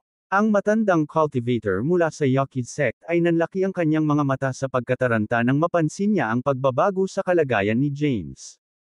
Sabi niya ng masakit, ang ikatlong anyo ng Marcy Ice Combat Form. Tama iyan. Napaawang ang labi ni James. Tikman mo ang aking kapangyarihan. Nag-teleport si James patungo sa lalaki at mariing ibinato ang kanyang kamao sa kanyang target. Itinaas ng matandang cultivator ang kanyang kamao para kontra hindi ng atake ni James. Basag. Na-dislocate ang braso ng matandang magsasaka dahil sa lakas. Siya ay pinalipad sa himpapawid sa pamamagitan ng pag-atake ni James. Kabanata 5856. Nagkaroon ng malaking pagkakaiba sa pagitan ni James at ng kanyang kalaban sa mga tuntunin ng kanilang kapangyarihan at ranggo ng paglilinang. Ang kapangyarihan ng isang Years 1 Zalem rank cultivator ay nasa ibang antas. Ang kanilang mga kapangyarihan ay tataas din ng isang beses sa tuwing sila ay nakaligtas sa isang heavenly tribulation. Gayunpaman, lumabas na ang matandang lalaki, na miyembro ng Yaqui sect, ay hindi nakayanan ang lakas ng pag-atake ni James. Nabulabog ang matandang magsasaka sa tama ni James. Habang nakatitig siya sa malayo, ang matandang magsasaka ay umubo ng isang subo ng dugo. Nang makita iyon, bahagyang gumaan ang pakiramdam ni Zavian at Stephen. Pagkatapos, nagsimula silang sumugod patungo sa iba pang miyembro ng Yaqui sect. Isang matinding labanan ang sumiklab halos kaagad. Bastos ka! Ang matandang magsasaka ay nagpunas ng dugo sa kanyang mga labi. Ang kanyang mga mata ay nasusunog sa pagmamalupit. Ang lalaki ay nakabuo ng kanyang mga kapangyarihan at gumawa ng isang sibat. Pagkatapos, itinaas niya ang sibat at itinutok kay James. Ikaw ay patay na karne. Ang matandang magsasaka ay nag-teleport at muling nagpakita kay James. Tinusok niya ang sibat sa tiyan ni James. Samantala, nakatayo si James sa parehong lugar at itinaas ang kanyang kamay. Siya ay nakabuo ng isang bola ng kulay abo-puting enerhiya sa gitna ng kanyang palad. Ginamit ni James ang bola ng enerhiya para harangin ang atake ng kanyang kalaban. Kahit na sinubukan ng matandang magsasaka na ibuhos ang kanyang lakas, tila hindi niya maitulak pasulong ang kanyang sibat. Sa kabaligtaran, ang matandang magsasaka ay dahan-daang itinutulak paatros ng lumalagong puwersa na nagmumula sa kakaibang bola ng liwanag. Lumilitaw ang mga bitek sa mga lugar kung saan inilagay ng matandang magsasaka ang kanyang mga paa habang sinusubukan niyang hawakan ang napakalaking presyon. Snap! Naputol ang sibat na hawak ng matandang magsasaka. Kasabay nito, nawala si James at muling lumitaw sa likuran ng lalaki. Isang malakas na suntok ang ibinato niya sa likod ng matandang magsasaka. Ang lakas ng suntok niya ay gumawa ng madugong butas sa katawan ng lalaki. Shit! Damn it! Nagmura ang matanda at mabilis na sinundan si James. Gayunpaman, si James ay gumagalaw ng mas mabilis kaysa sa kanya.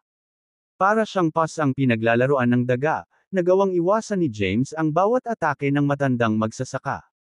Sa kabilang banda, ang matandang magsasaka ay nagtamo ng mas maraming pinsala dahil sa mabilis na pag-atake ni James. Sa isang sulok ng battlefield, laking gulat ni Juan nang makita kung ano ang kayang gawin ni James. Anong meron sa lalaking iyon? Siya ay nasa Years 1 9th rank lamang, ngunit ang kanyang mga kasanayan ay mas mahusay kaysa sa 3rd Tribulation Cultivator ng isang Years 1 Zalem rank. Gaya ng inaasahan sa mga kapangyarihan ng maalamat na combat form. Huminga ng malalim si Juan. Siya ay tahimik na lumipat sa paligid ng larangan ng digmaan pansamantala. Handa si Juan na tumakas sa pinangyarihan kung biglang pumunta sa timog. Ito ay para sa iyo. Umalangaw-ngaw ang boses ni James sa kalawakan. Nagkaroon siya ng magaspang na ideya tungkol sa kanyang nabagong kapangyarihan sa labanan. Nakamit ni James ang rurok ng huling yugto ng Years 1 9th rank. Gayunpaman, sa mga kapangyarihan ng ikatlong anyo ng Marcy Ice Combat Form, ang kapangyarihan ni James ay nalampasan ang kapangyarihan ng isang Years 1 Zalem ranks 3rd Tribulation Cultivator. Malamang na makakalaban pa niya ang mga nakarating sa Years 1 Zalem ranks 4th Tribulation. Si James ay gumawa ng isang itim na espada sa susunod na sandali. Isang madilim na aura ang lumabas kay James.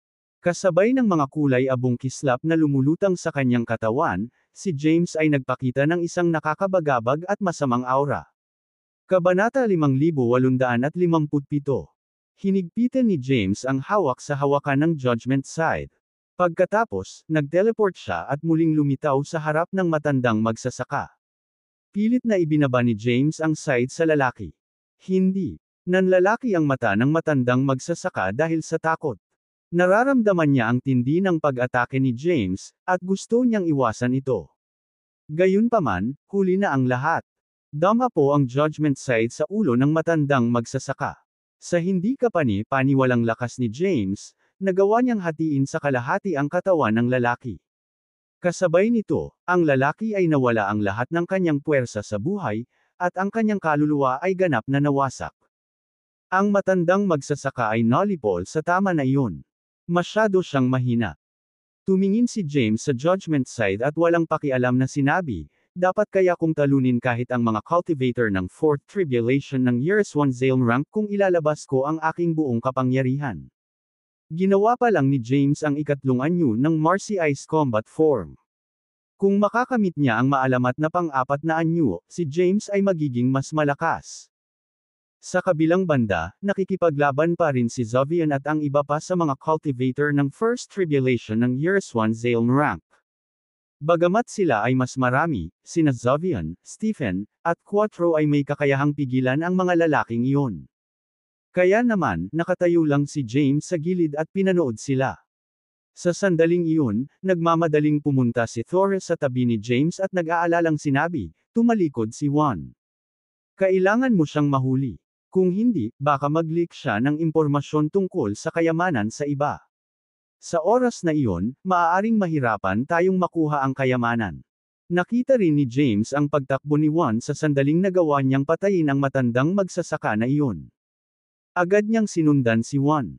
Sa kasamaang palad, ang dagat ng Helias ay isang lugar na may iba't ibang hindi inaasahang panganib at pagbabago. Hindi nagtagal ay nawala sa paningin ni James si Juan dahil hindi siya nang ahas na maglakbay sa lugar ng walang ingat. Bumalik siya kay Thora. Nawala siya. Nagkibit balikat si James. Masyadong mapanganib na gumamit ng anumang mga kasanayan sa teleportasyon sa lugar na ito.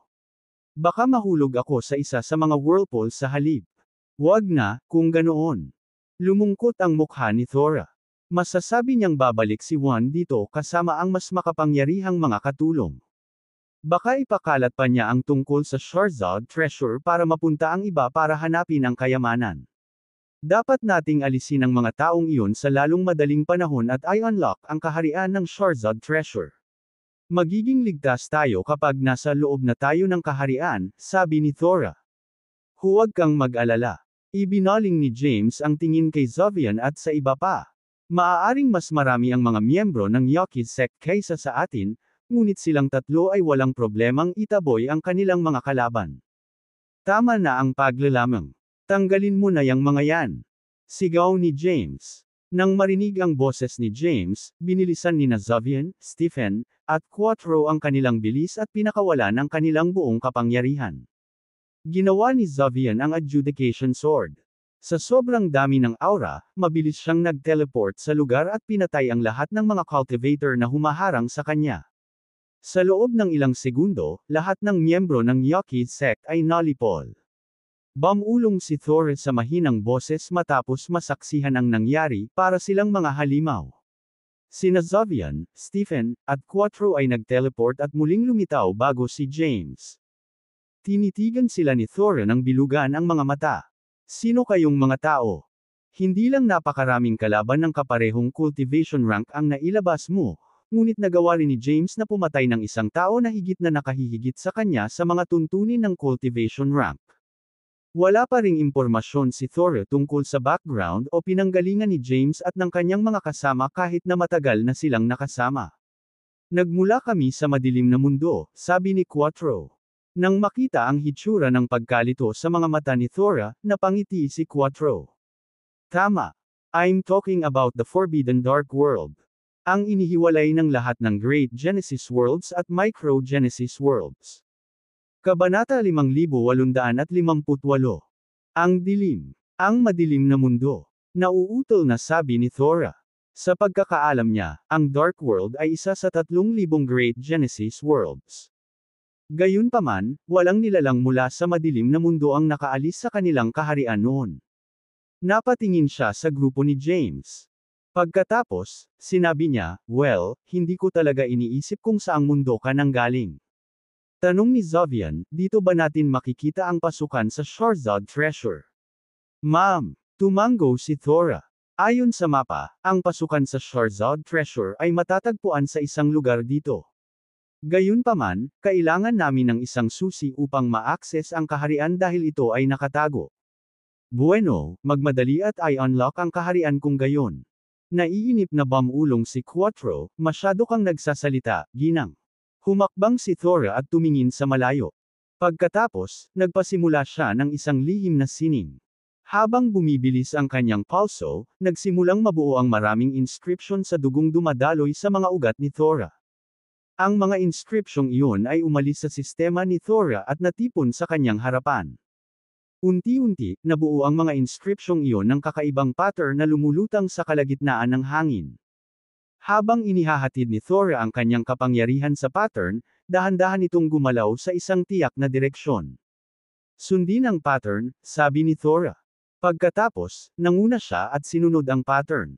Si James at ang iba ay sumunod sa kanya. Ilang sandali pa ay dumating na ang grupo nila sa isang maluwang na lugar. Nakita nila ang pattern na unti-unting nawawala. Pagkatapos, isang malaking pinto ang bumungad sa kanila. "Yan ang pasukan. Let's go." Ngumiti ng malapad si Thora.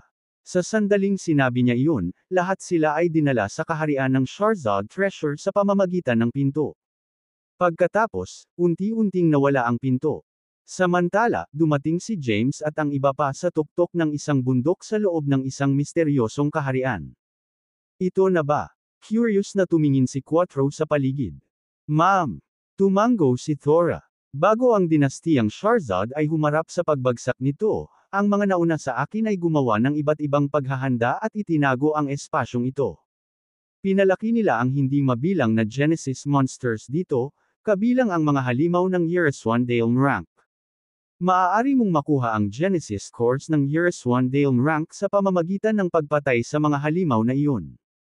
"Paano natin gagawin iyon?" Napakunot ng noo si Quattro. "Gamit ang ating mga kapangyarihan, maaari tayong manghuli ng mga halimaw sa unang kapigatian ng Yereswan Dale rank. Hindi natin posibleng mahawakan ang mga halimaw na may mas mataas na ranggo ng cultivation." Ipinaliwanag ni Thora, "Ang mga pinalaki na halimaw ay iba sa mga ligaw. Kailangan mong pumatay ng mga ligaw na halimaw upang makuha ang kanilang Genesis cores. Gayunpaman, ang mga pinalaki na halimaw ay may mga seal na naka-embed sa kanilang mga katawan."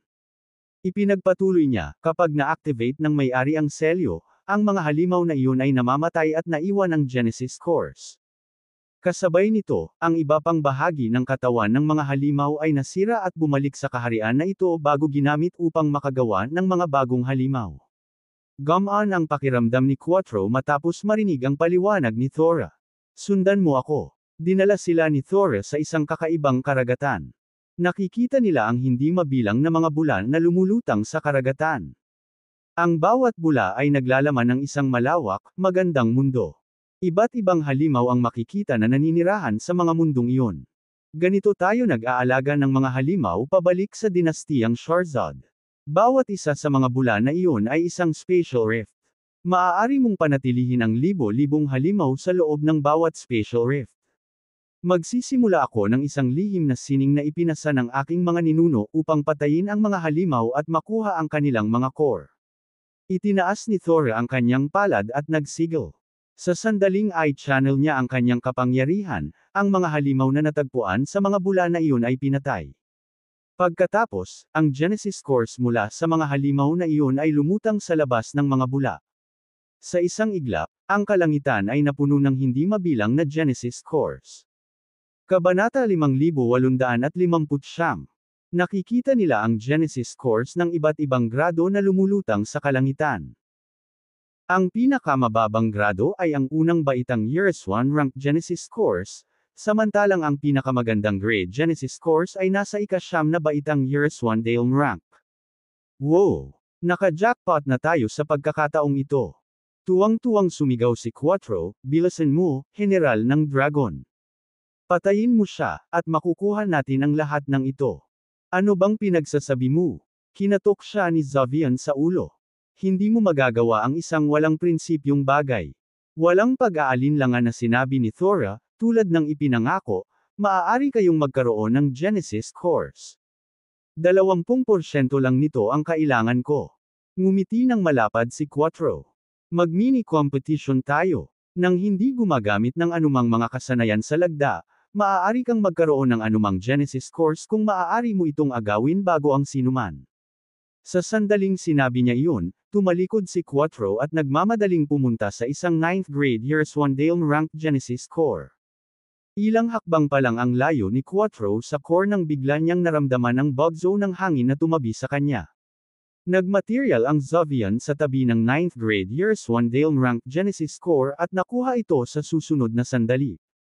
Lumipat din sina James, Stephen, at Thora. Lahat sila ay mabilis na nag-teleport sa kalangitan at sinubukang mangolekta ng maraming Genesis cores hanggat kaya nila. Naturally, susubukan nilang maghanap ng mga core na may mas matataas na grado. Hindi nagtagal, lumiwanag ang kalangitan nang kinuha ang lahat ng Genesis cores. Ang lahat ay lubos na nasiyahan. Isang mahabang buntong hininga ang pinakawalan ni Thora. "Napakaswerte ninyo. Ang lahat ng mga core na ito na naipon mula noong Sharzad Dynasty ay maaari pang gamitin upang magsimula ng super sect." Noong araw, ang Imperyong Sharzad ay isa sa nangungunang 10 puwersa na umiral sa sinaunang mundo ng Genesis. Ang bilang ng mga halimaw na itinatago sa mga Spatial Rift ay patuloy na tumataas mula nang bumagsak ang Sharzad Empire. Dahil dito, ang Genesis cores na ginawa ay isang nakakagulat na bilang. Tumango si Quattro. Lahat ng Genesis cores na iyon ay maaaring gamitin upang sanayin at makagawa ng Years 1 Dale ranks 9th Tribulation Cultivator. "Magtatatag ako ng isang sekta at paprotektahan kayo pagkatapos nito." Lumawak ang ngisi niya. Gayunpaman, hindi siya pinansin ni James at ng iba pa. Tanong ni Zavian, "Ano ang iyong mga plano pagkatapos nito, Thora?" Nag-isip si Thora saglit.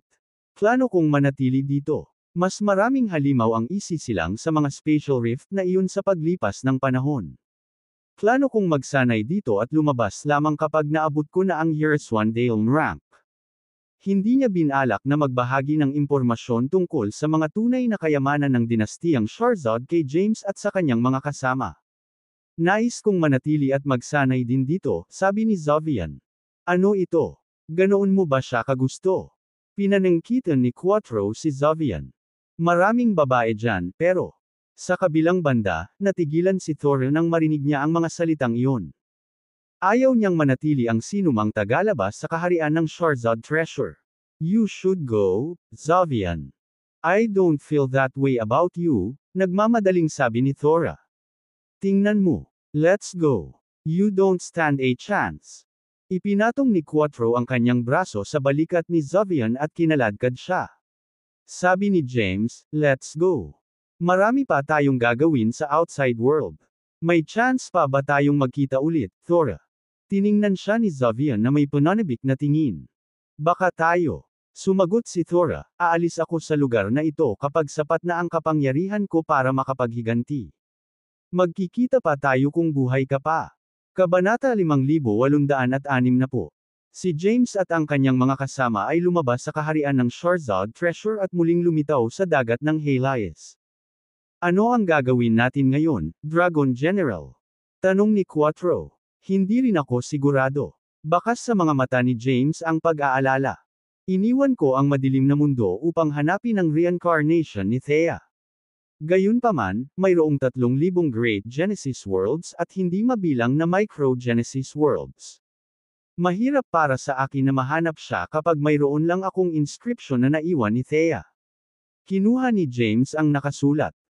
Sinabi sa kanya ni Thea na babalikan niya ang kanyang mga alaala sa madilim na mundo kapag natagpuan niya ang kanyang reinkarnasyon at hayaan ang inscription na maipasok sa kanyang katawan.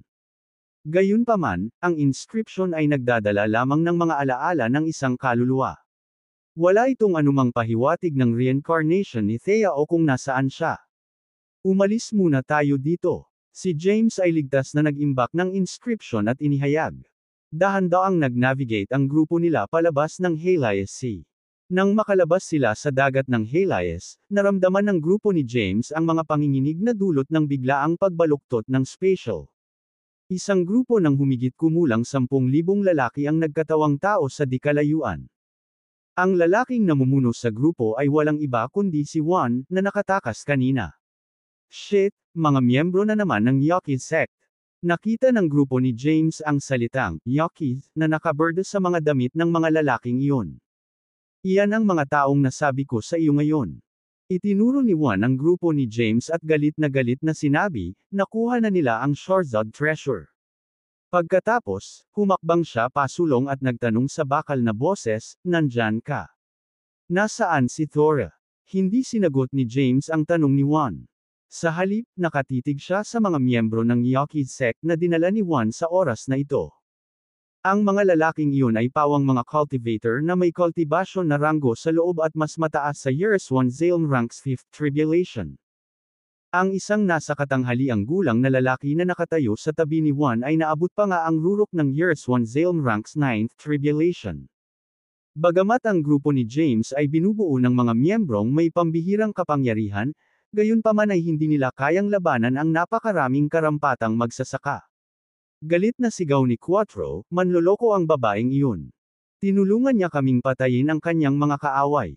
Nang magambala kaming lahat, nag-unlock siya at nag-iisang pumasok sa kaharian ng Shorzad treasure.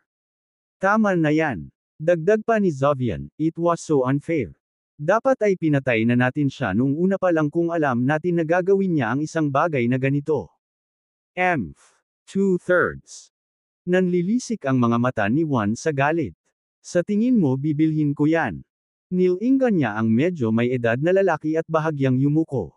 Sinabi ni Juan, Sir, dapat natin silang sakupin ng direkta at suriin ang kanilang mga alaala sa kaluluwa upang malaman kung ano ang nangyari.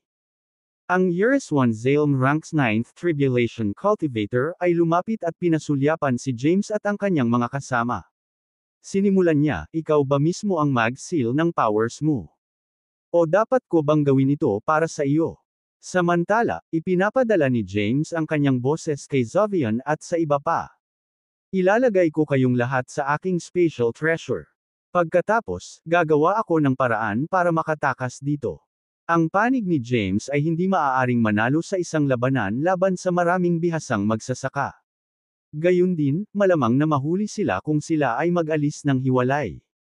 Maaaring ipatawag ni James ang libingan upang tulungan siyang alisin ang lahat ng mga lalaking ito, ngunit naisip niya na ang sitwasyon ay hindi kinakailangan para dito. Bukod dito, nais ni James na panatilihing sikreto hanggat maaari ang pagkakaroon ng tagapagbantay ng libingan, na naging trompeta niya. Sa kasalukuyan, ang tanging natitira ay para kay James na dalhin ang kanyang mga miyembro at humiwalay sa karamihang ito.